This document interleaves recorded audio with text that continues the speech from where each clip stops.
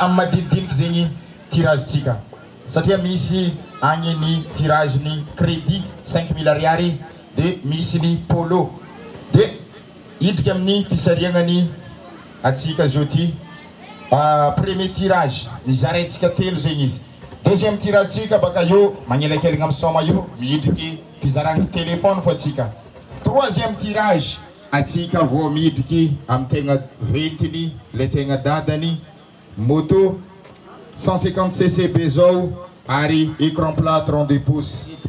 Io tegna naimra lahy moa zany no commissaire Oger nitirazy Tony As Madagasikara ty. Tenay mapahafantatra anareo fa zay police DG avy amin'ny police pirenena eto Ambanja.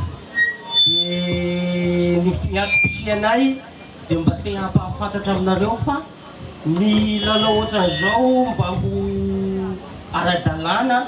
Idriky amin'ny fisariagna ferrage voalohany antsika Santa Clotilde. Eka salama tompoko zay ekipan'ny As Madagasikara miantso anao ty ianao ve Santa Clotilde ia agnisan'ny voasariky amin'ny premier tirage ny tombola ny festival riziky eto amin'ny la Concorde anao jeudi nahazo crédit carte 5000 ariary. Noedine Arizon. Noedine Arizon. Tsy agnaranao? Eka. Anao agnisan'ny voasariky ato amin'ny tombola ny festival riziky avako mahazo écran plat 32 pouces.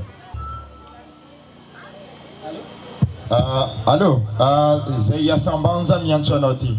Anao ve Cynthia Nourozara? Eka, magnano fisariagnany tombola festival riziky zay eto amin'ny la Concorde amizao ty. Agnisan'ny voasariky mahazo polo araiky anao.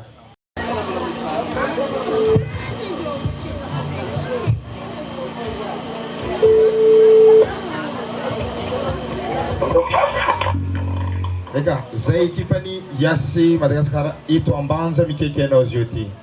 Anao ve Mananjara Jean Jackson? Eka, avako mandeha ny fisariagnany tombola festival riziky amin'ny la Concorde eto zio ty. Agnisan'ny voasariky mahazo moto marque Kiway 150cc anao. Anao io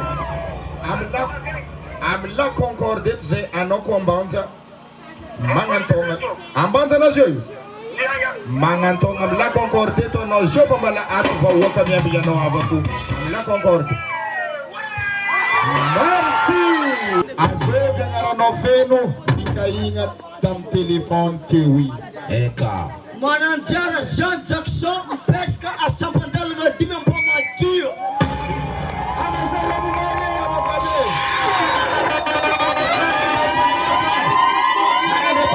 Mototsika niany tirage nataotsika tamin'ny le 5 juin lasa teo igny de za matoky fa agnaty ato anareo jiaby tsara vintagna nahazo tamizigny an'olo izy atsika hito zao io